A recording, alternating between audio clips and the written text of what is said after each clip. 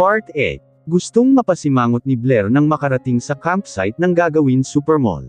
Sinisimula ng itayo ang temporary campsite office ng mga engineers at architects. Ganon din ang mga barracks nga mga site worker, 500,000 square meter ang lawak ng supermall na gagawin nila na talaga naman aabutin ng taon bago iyon matapos. Natano kasi agad niya ang asawa may mga suot ang mga itong hard hat na tulad nila. Marami din itong kasama habang may idinidiscuss at may itinuturo. Naharangan na ang buong palibot ng site at hawan na rin ang buong paligid kaya kitang-kita na kung gaano kalaking project ang gagawin nila. Napairap pa si Blair nang makita na kulang na lang magpalit ng mukha si Owen at ang kasama nitong babae sa pagtingin sa isang blueprint. Blair, napalingon si Blair nang malanganan si Carl.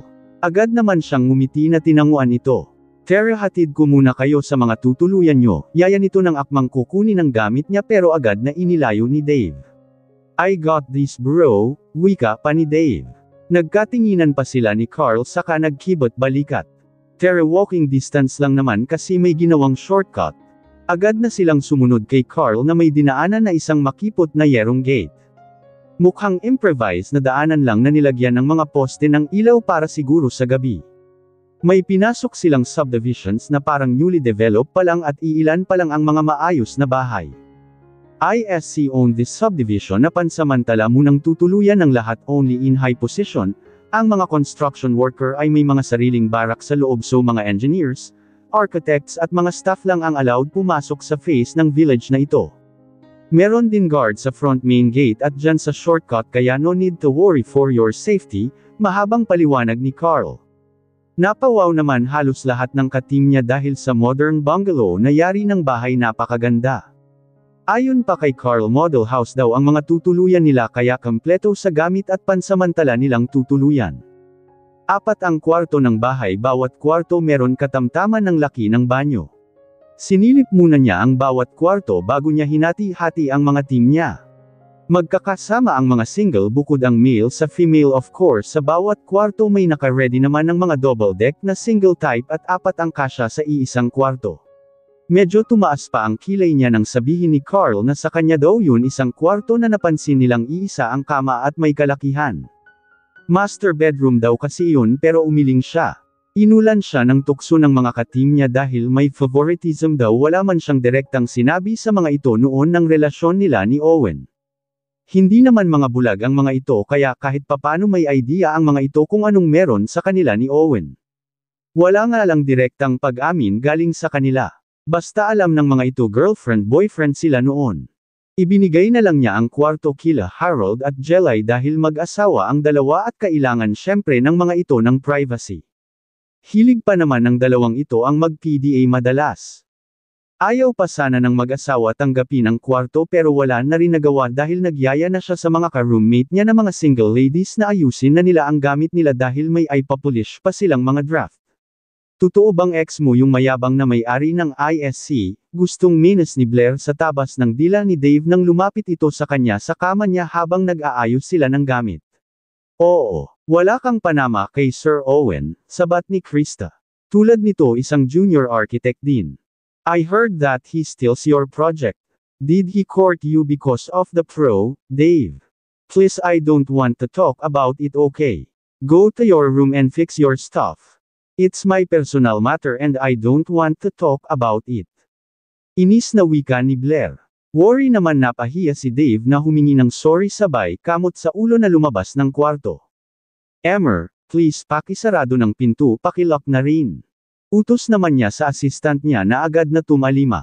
Hindi na si Jelay ang assistant niya dahil personal secretary na ito ni Harold ngayon. Yabang talaga ng Dave na yon. Pinsan po ba talaga ni Ma'am Jelay yon? Ani Krista. Napabuga ng hangin si Blair. Di ko din alam, nakakairita na kasi. Pagsan gayon ni Blair. Pero kidding aside Ma'am Blair.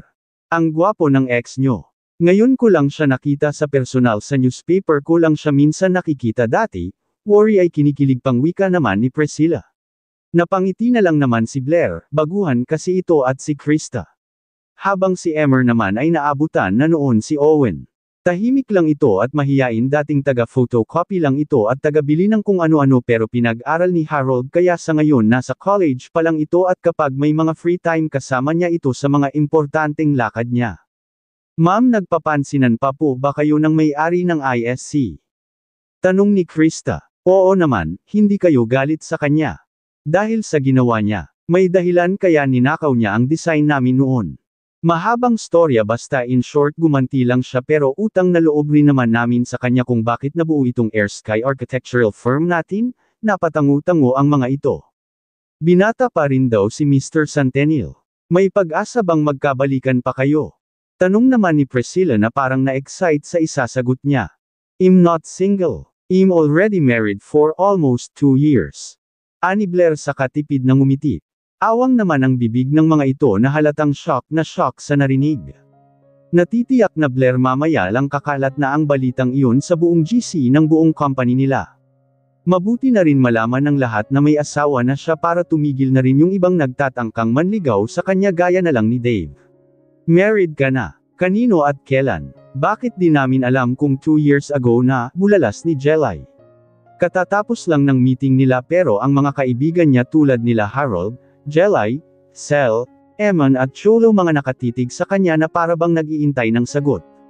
Alam ba ni Sir Owen yan issue na yan noon? Tanong pa ni Harold. Wala akong sasagutin sa nga tanong nyo, okay? And beside, hindi kami kasal na literal, okay? Ginawa lang ang marriage contract namin para makaiwas ako kay Lennon at sa papa ko. Gets nyo na ba? Kanino nga kilala ba namin? Giit na tanong naman ni Harold. Basta saka ko nasasabihin sa inyo kapag annulled na. Ibig sabihin under annulment na agad ang kasal mo, pero di man lang namin nakikilala yung guy. Ani Sel. Natawa naman si Blair, makikilala nyo rin siya soon, okay? Sa ngayon trabaho muna tayo guys. Pangit siguro, ani Eman na tinawanan ng lahat. Malamang ayaw ipakilala sa atin ni boss Malamang nakakahiya, dugtong naman ni Cholo, hindi siya gwapo, bad breed, payat at hindi pa siya tuli, biro na lang ni Blair. Totoo ba yan? Parang di makapaniwalang tanong ni Jelay. May lalaki pa bang di tuli ngayon? Unless na lang ibang nationality, precisely hindi siya Pilipino, kaya tigilan nyo na ang kititanong sa akin, okay? Work na guys, ani Blair saka pumalakpak para pakilyusan na ang mga ito. Gustong-gustong may bato ni Owen ang laptop habang pinapanood at pinakikinggan ang meeting ng mga taga-architecture sa bahay ng mga ito. Habang pinag-uusapan ang tungkol sa kanya, sinabi na ni Blair na married na ito, pero di nito sinabi na sa kanya, and worst kung ano-ano pang kasinungalingan ang sinabi nito. Hindi gwapo, bad breed, payat at hindi patuli. Paano kung malaman ng lahat na siya ang asawa ni Blair? Ano na lang ang iisipin ng mga ito? Alangan naman ipakita niya sa lahat ng mga ito na tuli na siya at meron size na nakaka-proud. You're dead meat Blair, inis na isinara ni Owen ang laptop. Nilagayan na naman niya ng mga hidden camera ang buong bahay na tutuluyan ng mga ito para makita niya ng malaya ang mga kilos ni Blair, maging ang masugid na manliligaw nito na Dave daw ang pangalan. Sabi ni Carl kanina pa siya inis na inis nang malaman na hindi ito ang gagamit ng master bedroom na pinasadya pa naman niyang ipaayos ng maayos para sana rito, pero ibigay lang nito sa mag-asawang Harold at Jelay. Ang master bedroom pa naman ang nilagyan niya ng hidden camera, bukod sa ibang kwarto hindi na niya pinakialaman.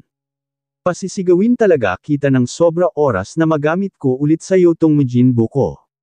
Inis na turan pa ni Owen na tumayo na para lumabas ng bahay niya na katabi lang ng bahay na tutuluyan nila Blair. Sila lang ni Carl ang magkasama sa bahay, ang ibang engineers na kasama niya ay may inilaan din siyang bahay sa kabilang face naman, walk-in distance lang din naman, medyo lumayo lang ng 1 kilometro, pero meron naman mga golf cart na mga nakahanda sa buong site kapag kailangan gamitin para sa lahat ng empleyado.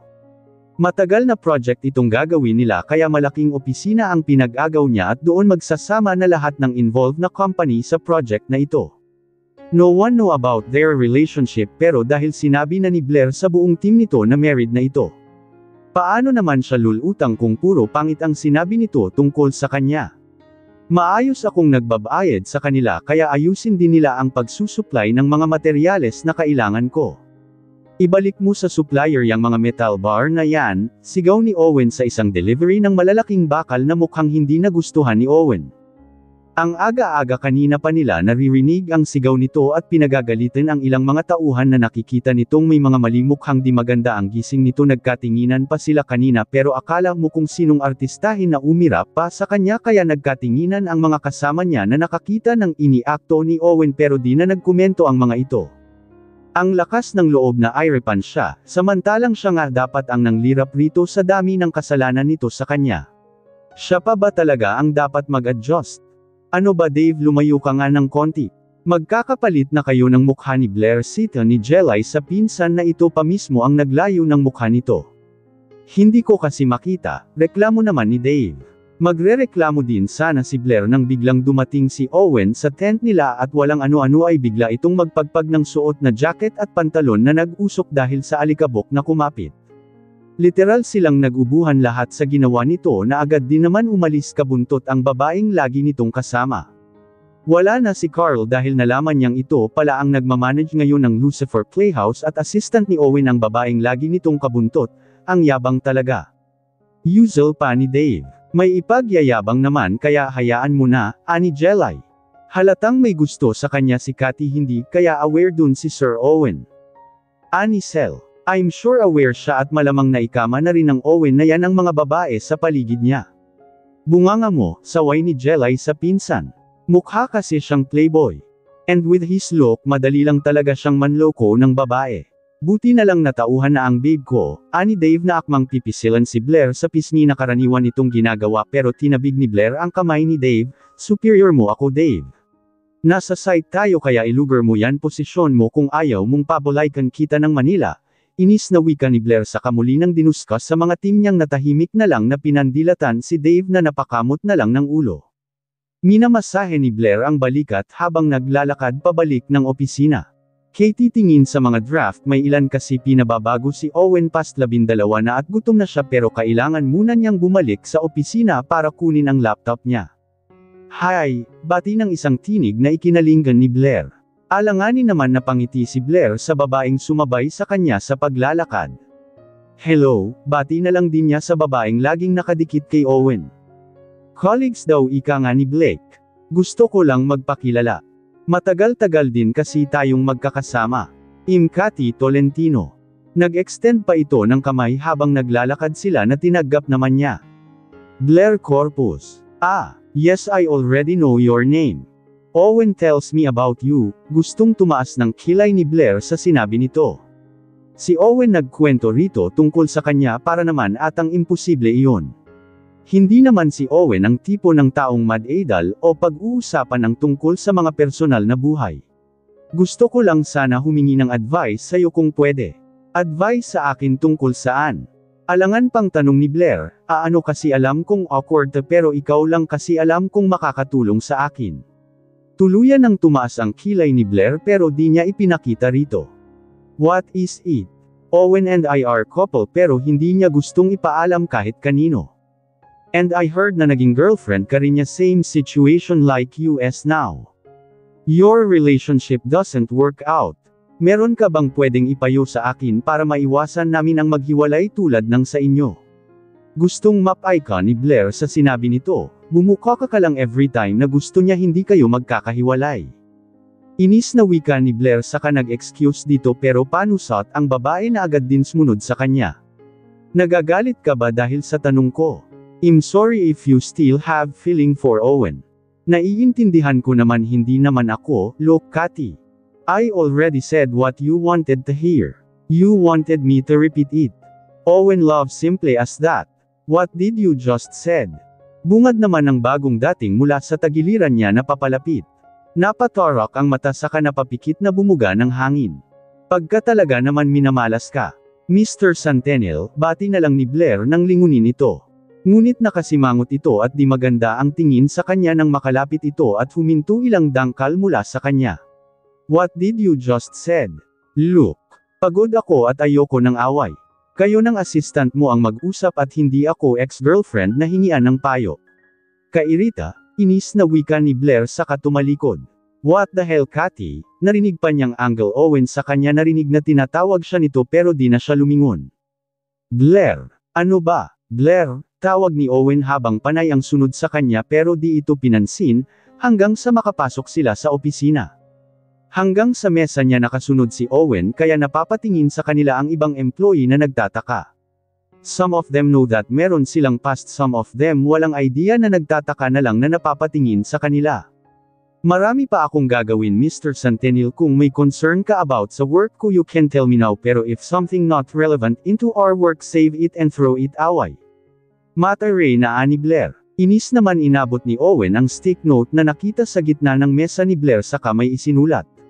Meet me outside the camp, I call you, anito saka tumalikod. Nakasunod lahat ng tingin rito, buti na lang lunch break wala gasinong empleyado. Nakikinita na niyang aawayin nito si Cathy at wala naman siyang pakialam.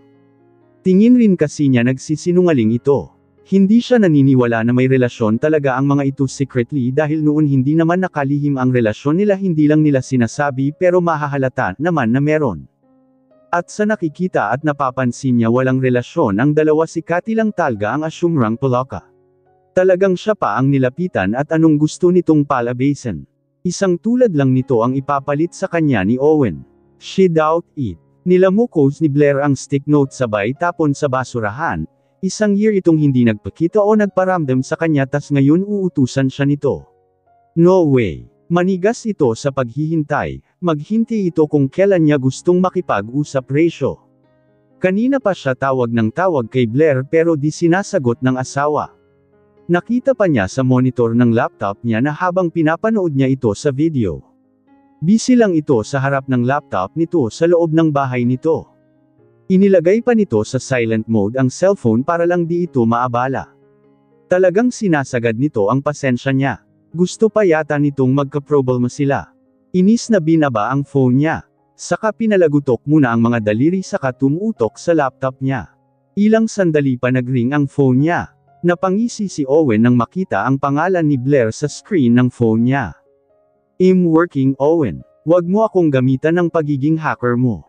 Bungad agad ni Blair. We're going to talk whether you like it or not. Now mamili ka, lalabas ka o pupuntahan kita dyan. Let everybody knows who I am. Marahas na bumuga ng hangin si Blair. Fine. Let's meet outside and end your issue. Inis na pinatay na ni Blair ang phone saka inayos lang ang laptop saka inis nang pumunta ng kwarto niya para mag-ayos ng konti. Paglabas niya ng village agad niyang natano ang kotse ni Owen na naghihintay sa gilid ng highway. Napabuga siya ng hangin na nagtungo roon. Kumatok muna siya sa window ng passenger seat na agad naman bumukas saka siya pumasok. Pagkakabit pa lang niya ng seatbelt umandar na ang kotse ni Owen. We're just acquaintance. Cathy and me, kunot nuo at salubong ang kilay na nilingan ni Blair si Owen, layan lang ba sasabihin mo pinalabas mo pa ako? Ayoko lang na mag-isip ka ng kung ano while we're in annulment process. Technically you're still my wife. Pagak na tumawa si Blair saka umiling. Naisip mo pa pala yan after you left me alone. Hindi ba masyado kang selfish? Hindi naka-imik si Owen. Ipapaalala ko lang sa'yo. Hindi lang ikaw ang nawala ng anak, kung affected ka mas affected ako, yun nga lang mas madali para sa akin na tanggapin yun dahil maluwag sa akin na bitawan sila kesa makitang nahihirapan sila. It's all my fault, I'm still blaming myself for what happened to you and to our baby. Let's not talk about it, the more na pag-usapan pa natin to the more na di tayo parehas makakalimot sa nangyari. Let's move on Owen, from now on let's cooperate sa annulment natin nang matapos na hindi tumugon si Owen. Gusto naman minus ni Blair na di man lang tumugon si Owen. Nek-nek mong makuha ang annulment na gusto mo, bulong ni Blair sa isip. Pigil naman ni Blair ang mapangiti at matuwa nang dalahin siya ni Owen sa amusement park. Sa tinanda na niyang yun ngayon lang talaga siya nakapasok sa isang amusement park.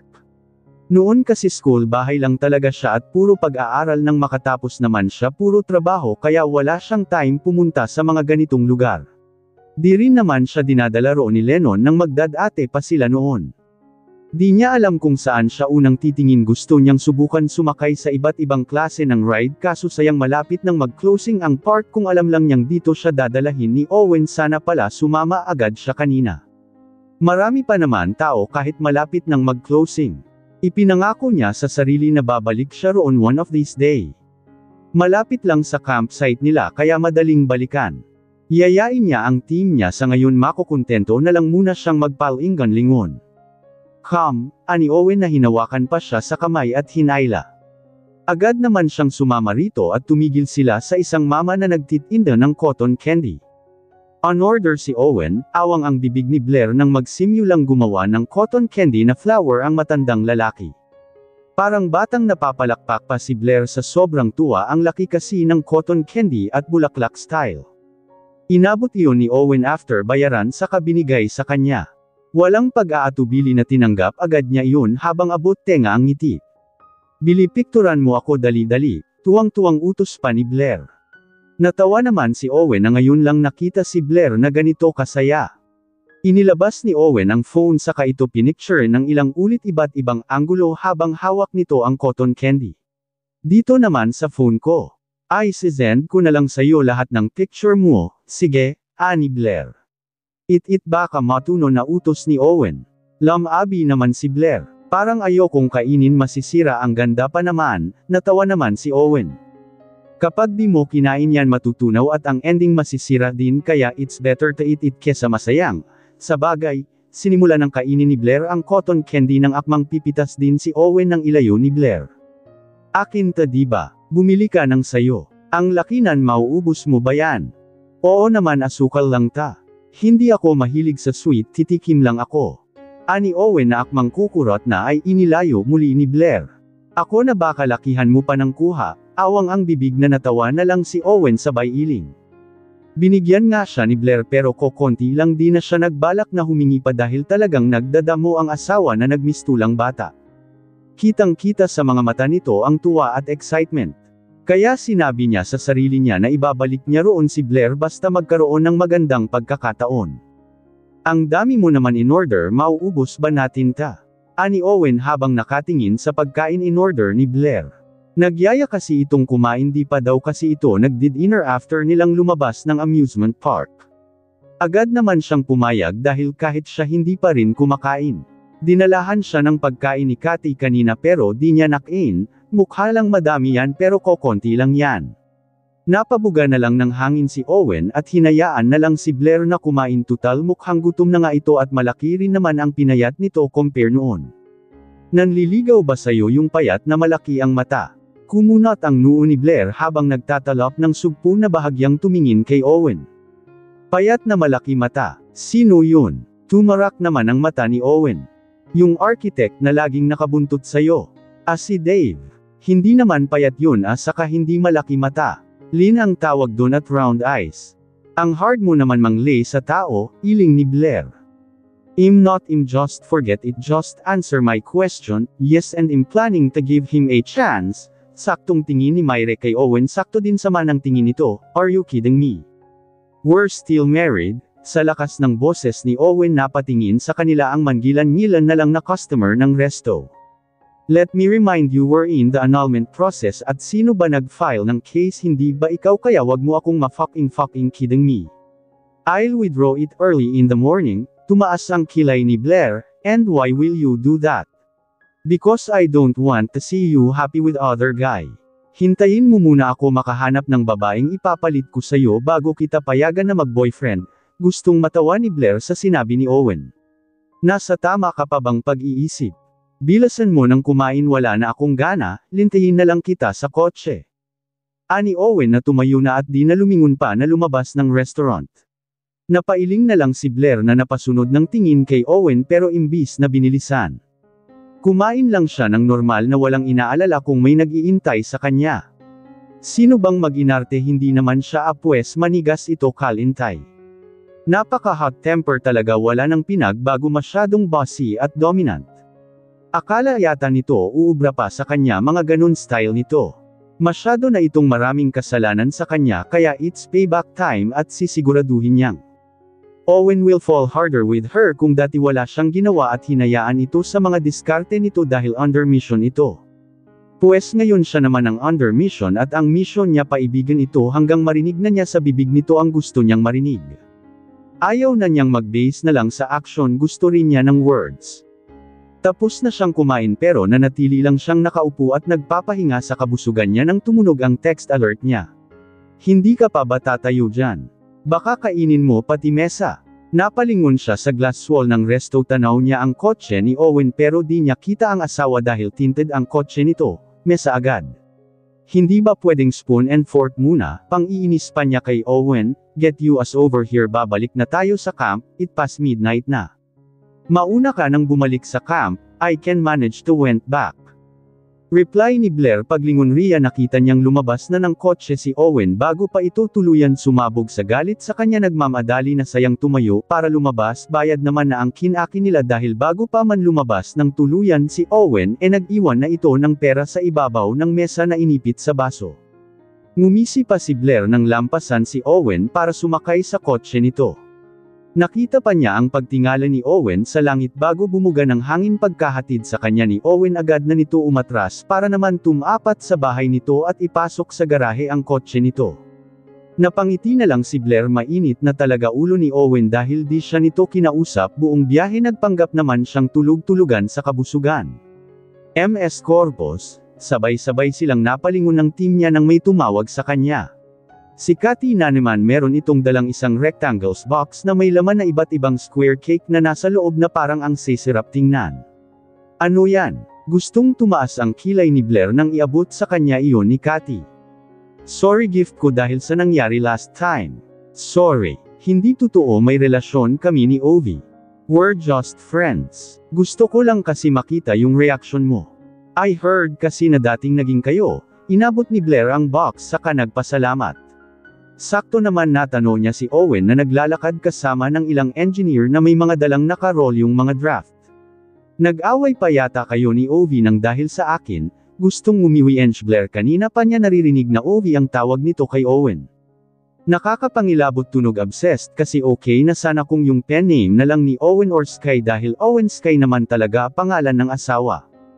Hindi naman, ayaw lang niya na tinatalikuran kapag kinakausap at ayoko rin naman makisawsaw sa mga personal matter na di naman ako involved. Ganon ba? Sige, salamat. I hope we can be friends. Nakipag-handshake pa ito sa kanya, gusto sana niyang mag-inarte pero pinigilan na lang niya. Nagkatinginan pa sila ni Owen nang dumaan ito sa tent nila pero di siya pinansin. Agad naman nagpaalam na si Cathy at sumunod kay Owen, sabay hawak sa braso ni Owen, sabay lingon sa kanya at kumaway pa. Ang plastic, usual bigla ni Jelay. Halatang halata ang datingan ni girl. Nagpapalapad ng papel sa'yo kasi alam niyang ex ka ng dreamboy niya, ani Sel. Hayaan nyo na may pa-brownies naman, ani Harold sabay ngisi. Natawa na lang din naman si Blair. Mukhang mabait naman si Cathy kaso yung unang impressions niya rito may kakaiba itong personality at iyon ang pag-iingatan niya. Di niya alam kung mainit lang ba ang dugo niya rito dahil kay Owen o dahil woman instinct na din. Owen, bungad agad ni Carl na tumatakbong papalapit sa kaibigan na napalingon at nag-excuse sandali sa kausap na mga subcontractor, anong ginagawa mo dito? I just received a phone calls. Nancy commit a suicide and now she's dead. Kumunat ang noo ni Owen, parang ayaw maniwala ng sistema niya na kayang mag-suicide ni Nancy. Wala sa pagkatao nito ang mag-suicide. Where is the body? Blake took it from prison. May mga tao siyang inutusan kunin bangkay ng kapatid niya. The problem is nasa Indonesia si Blake that time kaso pagdating niya ng US na cremate na daw si Nancy. Without further notice, napaisip si Owen sabay kuyom ng kamay. Wala bang CCTV footage sa loob ng cremation room or morgue na pinagdalahan kay Nancy? Meron sa morgue pero sa cremation room wala silang nakuhang footage. Damn it. I doubt it, hindi gagawin ni Nancy ang mag-suicide. We need to be alert. Anong balak ng mga CIA? Nagsasagawa na ulit sila ng investigation sa nangyari suicide case. How about Brent De Luca? Nasa hospital siya ngayon, heart attack dahil sa nangyari sa anak niya. Di maiwasan ni Owen ang mag-alala. Nakalabas ng kulungan ang mag-amang Notorious. Ang isa nagpakamatay habang ang isa naman nasa hospital. Ngayon nagsisi siya na nag-resign sa trabaho, baka manganib na naman si Blair pero pamilya ng mga ito si Blair. Magagawan ba ng mga ito ng masama ang pamilya ng mga ito para lang makaganti sa kanya? Hindi siya sigurado, kailangan niyang bantayan si Blair sa kahit anong paraan. Listen Blair. I'm not joking, galit na anghel ni Blake sa kabilang linya. Tumarak naman ang mata ni Blair. Masyado ka lang paranoid. Patay na si Nancy, ikaw na din ang nagsabi, so bakit kailangan ko pang mag-ingat? Basta makinig ka na lang sa akin, pwede ba? Tigilan mo muna katigasan ng ulo mo. I already talked to Owen. Blake, ano ba naman, asawa mo siya, obligasyon niya na bantayan at protektahan kanya at siya rin ang dahilan kung bakit posibleng balikan ka ni Nancy. Nancy knows that you're Owen's legal wife. Oh, akala ko ba patay na, bakit may pa-threaten ka pang ganyan? Hindi nga sigurado naggagawa pa sila ng analysis para sa DNA kaya mahihirapan ang mga taga-CIA dahil the body is already cremated. Naiintindihan mo ba ako? Sinasabi mo bang iniisip mo na buhay pa si Nancy at naging way lang niya ang pagkakamite niya para makatakas? Posibleng ganun. Ano ta telenovela? Tingin mo maiisip ni Nancy na gawin ang ganun? Basta makinig ka na lang muna at kung pwede dumikit ka na muna kay Owen as much as possible. Sige ako na ang bahala, wag ka nang mag-worry dyan, okay? Wag matigas ang ulo, Blair. Oo, nasabi kulit. Napaisip na lang si Blair nang matapos ang tawag ni Blake. Possible nga kayang buhay pa si Nancy at may kutob ang kapatid na balikan siya nito dahil kay Owen. Nalaman pala ni Nancy noon bago ito nahuli na legal siyang asawa ni Owen at fake naman ang kasal nito at ng asawa for the sake of Owen's mission, kaya nagpakasal ang dalawa sa Amerika. Sa isipin niyon, naiinis pa rin siyang isipin na dahil sa profession nito ginagawa na lang laro ni Owen ang kasal. Kaya pala sabi nito wag siyang maniniwala sa sinasabi nito dahil lahat ng sasabihin nito kasinungalingan lang dahil sa mission. Napabuga ng hangin si Blair. Alam niyang nag-resign na ito sa trabaho. Paano ngayon ito haharapan si Nancy? Hindi ba delikto yun kung nagkataon? Oh, my God, sorry, bulalas ni Blair na nagulat na nakabanggaan si Cathy at natapon rito ang cremilet na dala niya, buti na lang hindi na liyon mainit. Natapon iyon lahat sa suot nitong puting dress kaya kitang-kita ang lote sa suot nito. What's going on? Bungad na tanong naman ni Owen na sumulpot sa likuran ni Cathy at sinilip ang damit nito sabay kunot ng noo sa kanya. Gusto sanang sumimangot ni Blair. Iniisip ba nitong sinadya niyang tapunan ang suot ni Cathy? Go get change and make it fast, padating na sila Mr. Scott. Utos ni Owen. Ngumiti naman si Cathy sa kanya saka nagmamadaling tumalikod. What was that? Hindi ko sinasadya, bigla na lang siyang sumulpot. Next time wag kang clumsy nang di ka nakakadamay ng ibang tao. Ani Owen saka siya tinalikuran. Napaawang naman ang bibig ni Blair sa sinabi nito. Aga-aga ang init ng ulo and beside di naman matatapon ang kapeng hawak niya kung di siya nahawakan ni Cathy sa kamay niya. Mainit na naman ang ulo ni Sir Owen, naiiling na wika ni Harold habang pare-pareho silang nakatingin sa gawin ni Owen na kitang-kita na aburido ang gwapong mukha habang pinagagalitan ang ilang subcontractor nito dahil sa palpak na trabaho. Sino bang di iinit ang ulo, may floor plan na di pa nasunod kahit naman ako ang in charge, baka araw-araw akong galit. Ani Jelay, I heard isang mali pa papalitan na yan, contractors na yan. Ani Dave, sobra naman kasi na pep-ending ang trabaho ng iba na dadamay sa kapalpakan nila. Sang-ayon naman ni Blair. Napalingon sa gawin nila si Owen, masama ang tingin nito, napatingin naman siya kay Dave na nakaakbay pala sa kanya.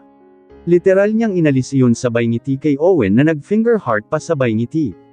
Awang naman ang mga bibig ng mga katabi niya sa ginawa niya pero wala siyang pakialam. Gusto lang niyang lalo inisin si Owen. Really? Inis na wika ni Dave sabay talikod. Grabe, may sipib ka yata ngayon, natatawang wika ni Harold sabay iling. Walang basagan ng trip. Come on back to work, ani Blair. Napangiti na lang siyang nang makitang pinamewangan lang siya ni Owen. Napatingin si Blair sa bentong nasa mesa niya. Dalawa ang in-order niya, isa para sa kanya at isa para kay Owen, pero wala pa sa office si Owen. Sobrang busy nito kaya alam niyang hindi pa ito nakain ng lunch.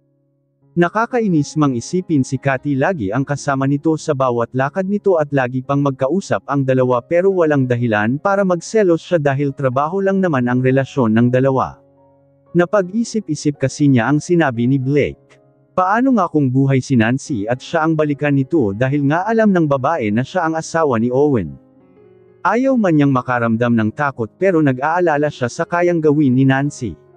Mas tama nga na dumikit siya kay Owen gaya ng utos ng kapatid, pero sabi ni Blake alam na ni Owen ang tungkol kay Nancy pero bakit parang di man ing ito nag-aalala sa kalagayan niya? Hindi ba ito nagwa-worried sa safety niya? Kailangan patuloy niyang makipag-flirt dito para lang mapansin siya ng asawa. Nagmumuka tuloy siyang malandi sa inaasal niya pero ano bang mali sa ginagawa niya? Asawa naman niya si Owen, yun nga lang hindi alam ng lahat. Gusto naman niyang ipaalam kaso nahihiya naman siya. Paano kung ayaw ni Owen na ipagsabi? Magmumuka pang siyang trying hard na asawa. Kaya iintayin na lang niya na ito ang magpakilala sa lahat sa kanya. Agad siyang nguniti nang makita na itong pumasok sa office as usual. Kabuntot na naman nito si Cathy. Agad siyang ngumiti. Kumunot naman ang noo ni Owen nang mapatapat sa mesa niya. Nalalampasan sana siya pero bigla itong bumalik at tumayo sa harapan ng table niya. Lalo naman lumawak ang ngiti ni Blair. Nakita ng sulok ng mata niya na nakatingin sa kanila ang mga empleyado naroon. Umangat ang kamay ni Owen at sinalat ang noo niya sa kaleeg na binaliwala naman ni Blair pero deep inside bumilis ang tibok ng puso niya. Why are you acting strange? It's not like you. Bakit masama ba? Yes. I'm not good with it so stop messing around. Ani Owen saka nagtungo na sa mesa nito. Mabilis naman tumayo si Blair at sumunod kay Owen. Bitbit ang bento para rito. Akmang iaabot niya na kay Owen nang pigilan siya ni Cathy na nakangiti. I already bought our lunch. MS Corpus, anito sabay taas ng plastic bag na may tatak ng kilalang resto sa labas ng site. Napalabi naman si Blair na napatingin sa bento niya na hawak. Ganon ba? Sige bibigay ko na lang to sa iba. Ani Blair na sinadya pa niyang lakasan para marinig ni Owen, ngunit nakatalikod na siya. Di man lang siya pinigilan ng asawa kaya nakakasama lang ng loob. Malapit na siya sa mesa niya nang may humawak sa braso niya. Paglingon niya nakita niya si Owen na agad na kinuha ang hawak niyang bento at walang imik bumalik sa table nito. Kagat-labi si Blair at pinigil ang sarili na kiligin. Action really speak louder than words, sigaw ng isip ni Blue Eyes, pero mas nakakakilig siguro kung maririnig niya mismo sa bibig nito ang gusto niyang marinig. Matatanda na silang parehas, hindi na sila mga teenagers para magpinoy henyo ng mga feelings nila 2 months kapag di pa siyang nagsalita. Ako na ang unang aamin, ani Blair sa sarili. Akala ko ba may asawa na si MS Blair pero bakit kanina parang may something sila ni Sir Owen. Grabe, kinikilabutan ako kanina sa sobrang kilig sa kanilang dalawa. Grabe yung chemistry nila together. Wala man verbal pero yung act of flirting nakakapahiwori ay kinikilig pang wika ni Krista. Saka maghapon mainit ulo ni Sir Owen sa site pero pagdating sa office biglang cool down niya ng ngitian siya ni MS Blair tas kinuha pa niya yung food na binigay ni MS Blair instead dun sa food na dala ni MS Cathy, ani Priscilla. Di nyo ba kilala ang asawa ng boss nyo? Tanong ng isang taga-ISC na curious din habang break time na kumpol-kapal ang mga ito sa pagchichismisan dahil magkakatabi lang mga mesa nila. Wala ang mga amo kaya free silang magchismisan. Hindi Wala din nababanggit si MS Blair pero sabi pulis daw ang asawa ni MS Blair sa US, wika ni Priscilla. OMG! Nako, delikado pala si MS Blair kapag nahuli siyang nagloloko pero kahit sino naman sigurong babae. Magloloko kung kasing gwapo ni Sir Owen ang ex mo. Hajijek na wika ng isa pang empleyado ng ISC, kung di naman kasi ninakaw ni Sir Owen yung project noon ni MS Blair baka sila pa rin hanggang ngayon. Ani Krista. Oil, wala proof na ninakaw ni Sir Owen yung project ni MS Blair beside hindi napatunayan kaya na-dismiss yung case. At kasal na din si Sir Owen right after the case. Ikinasal siya sa US doon sa long-time girlfriend niya yung model na anak ng tunay na may-ari ng ISC, wika ng isa pang taga-ISC. Not up top naman nila Krista at Priscilla ang bibig. Pareho na silang kasal pero bakit ganun? Parang disappointed na wika ni Krista. Baka gagantay lang ang boss niyo sa boss namin dahil natuloy kayo sa kaso. Baka ginagamit ni MS Blair ang ganda niya just to get even, kasi nga bigatin boss niyo. Walang kakayanan ng Air Sky para kalabanan company nyo, wika naman ni Priscilla. Ang kaninang kilig nauwi sa pagtatalo dahil lang sa dating kaso ng mga boss nila. Natigil lang ang pagtatalo nila nang dumating ang team ng amo na kanya-kanya nang naupo sa bawat table ng mga ito. Napataas ang kilay ni Blair habang nakatingin assistant ng Papa Ria na nasa likuran nito. Ang company ng papa niya ang bagong subcontractor na kinuha ni Owen. Ngayon dinidiscuss nila ang tungkol sa project at kapuna-puna ang mga titig sa kanya ni Dorothy. Na para bang sinusukat nito ang buong pagkatao niya. Assistant lang ito pero kung makaasta akala mo ay CEO ng kumpanya ng ama. Kung wala ng concern, the meeting adjourned, wika ni Owen. Nagtayuan naman na lahat ng kasama nilang mga engineers at mga head ng contractors. Ang Kuya Luis niya ay kasama din sa meeting na siya naman mag-handle ng mga construction workers ng mga ito. Sumama lang ang papa niya para sa contract signing ng mga ito. May problema ka ba sa akin? Di na nakatiis tanong ni Blair nang saktong labas niya ng cubicle ng restroom at abutan roon si Dorothy sa harap ng salamin at nag-rear touch ng make-up. Wala, bakit naman ako magkakaproblema sa anak ng amo ko? Tanong naman nito na tumaas pa ang kilay habang nakatingin sa kanya sa reflection sa salamin. That's exactly my point about the way you look at me, para bang hindi ako anak ng amo mo, humalukip-kap si Blair. Ngumisi naman si Dorothy sabay harap sa kanya at ginaya ang pwesto niya kaya mas lalo siyang nairita rito.